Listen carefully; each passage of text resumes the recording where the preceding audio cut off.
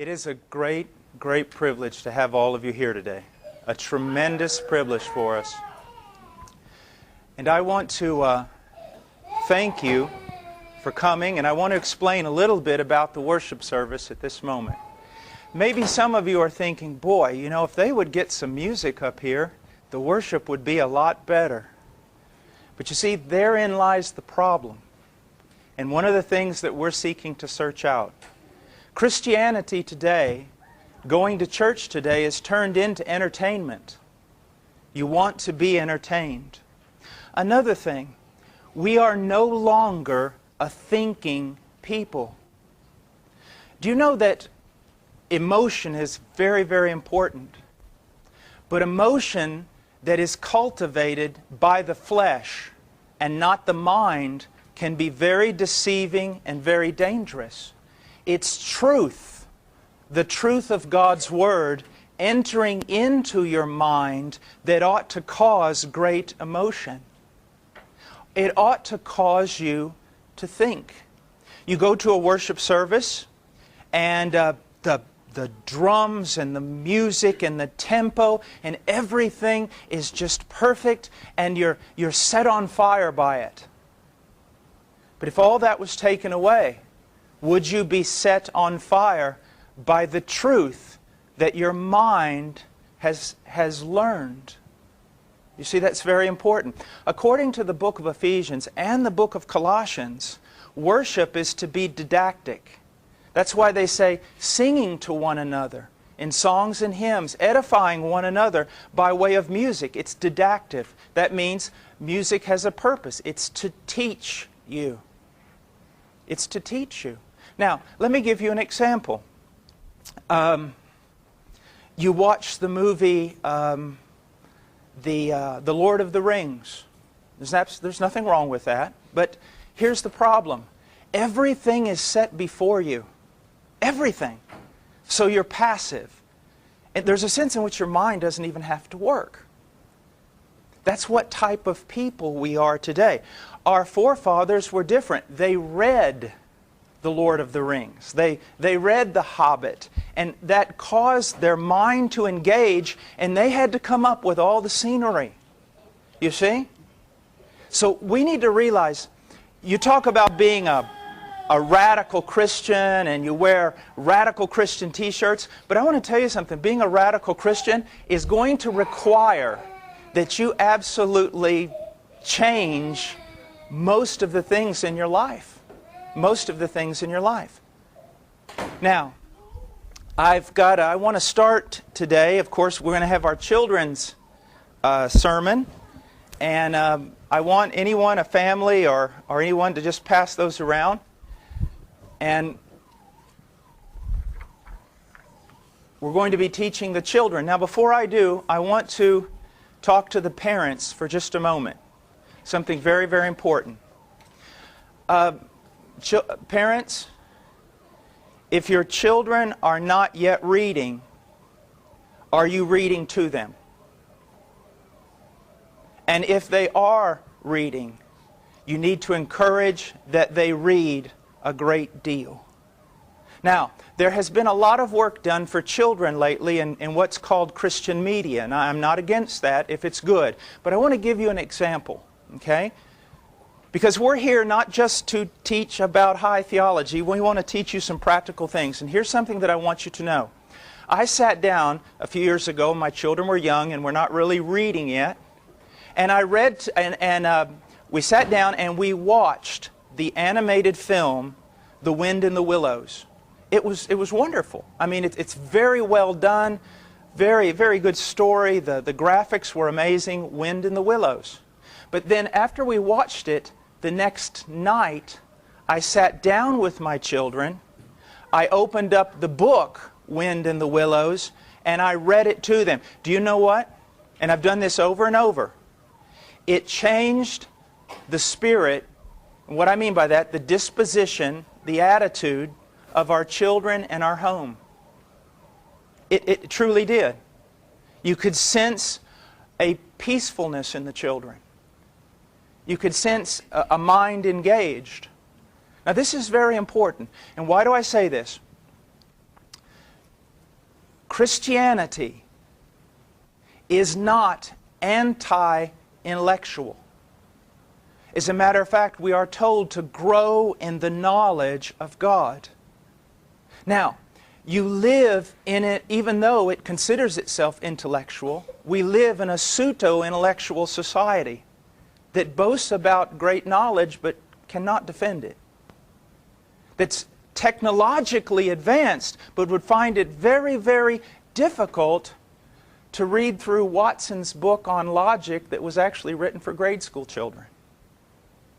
So, as Christians, we have to realize that when a society has endeavored to know and to think, it has been the result of Christianity, the result of the Scriptures. And if we are going to be Christian, we cannot allow our children to be trapped into some form of neo-paganism or dark age. We need to cultivate their mind. Why? I teach my children to read so that they can know God. Teach my children to think so that they can know God and not be deceived. So that when they open up their mouth, something comes out without logical fallacy. Something that is actually correct. Do you see?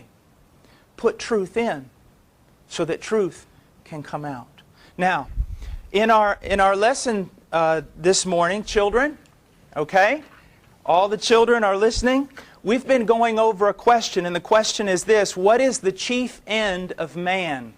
Now, chief end means this: why were you made? And we went through something, a little bit of what I told you last week was moral philosophy. And it's this: a person who is reasonable is always going to have a reason for what they're doing. Okay? If you go to the store and you walk up to a man and you say, "Why are you here?" and he says, "I don't have a clue why I'm here," then you've got to think that man's not very reasonable. Well, here's the problem. There are people who are alive and they don't know why. They don't have a reason. And that's what we call insanity. That's what we can even call crazy. You walk up to a man, "Why are you alive?" "I don't know." Well, the Scriptures tell us why we are alive. And this is what it says: the chief end of man is to glorify God. It's to glorify God. It's to bring Him glory. Not only to glorify God, but to enjoy God forever. Now, if I just leave you children at that, you're going to have some trouble. Because we need to understand, what does it mean to glorify God? And that's what we're going to look at today. On the second page, in number 1, I've written, to glorify God means to recognize that He is greater and more valuable and more beautiful than all other things combined. Now, parents, when you just look at your kids and you feed them some morality, you feed them rules, and you tell them this is the sum of Christianity, you will kill them. Christianity is not primarily about rules. It's not even primarily about morality. It's primarily about God and beholding God, knowing God. Now here's the problem, children. The big problem. Do you know why even adults don't get excited about God? Because they don't know Him. Even those who are truly Christian are suffering a great deal. Why? Because of a lack of knowledge of God. Now adults, if I were to ask you to write out 3 pages on the holiness of God and give you a day to do it, could you? And then, if I read your paper, would it all just be facts? Or would there be passion there? When you think about God, have you ever thought about this? That God is so beautiful that if in your earthly state, the way you are right now, you were to catch a glimpse, just a glimpse of the beauty of God, that beauty would be so spectacular, parent, that it would disintegrate you. That you will have to be strengthened in your inner man, completely transformed, in order to even glimpse the beauty of God, to be a creature that could actually contain the beauty that He's going to see. That's what your children need to know. Do you see that? But if you don't know that, if you're not passionate about Him, it doesn't matter if you're a moralist, a homeschooler, or whatever else, all you're doing is handing them a dead religion. They need to know that God is delightful, that He's beautiful, that He's above the worth of everything. Do you see that? Now, children, back to you. I want to give you an illustration. And I've written down here, if you want to read with me, number A, imagine weighing everything that exists in heaven and on earth on one side of a scale. And then God stands on the other side of the scale. His worth would outweigh them all. If you took everything that's ever been made, crickets and clowns, mountains and molehills, specks of dust, if you took everything that exists, even in worlds that we do not know, and you put it all on one side of the scale, and you put God on the other, He's worth more than all of them. You need to chase after someone like that. He's worth more than all of them. Okay? And this is what the Bible says in Isaiah 40:15, 17, and 18. Behold, the nations are like a drop from a bucket, and are regarded as a speck of dust on the scales. All the nations are as nothing before Him. They are regarded by Him as less than nothing and meaningless. To whom then will you liken God, or what likeness will you compare with Him? That does not mean that God looks at humanity and says it's worth nothing. What it's saying is this, that God's value, His worth, is so infinite, so great beyond anything else you could pursue or chase after, that everything else is meaningless. Do you realize, children, how many people are running after things that have no value whatsoever before God? Some people are running after wealth, but they're still going to die. And even men who have wealth aren't happy.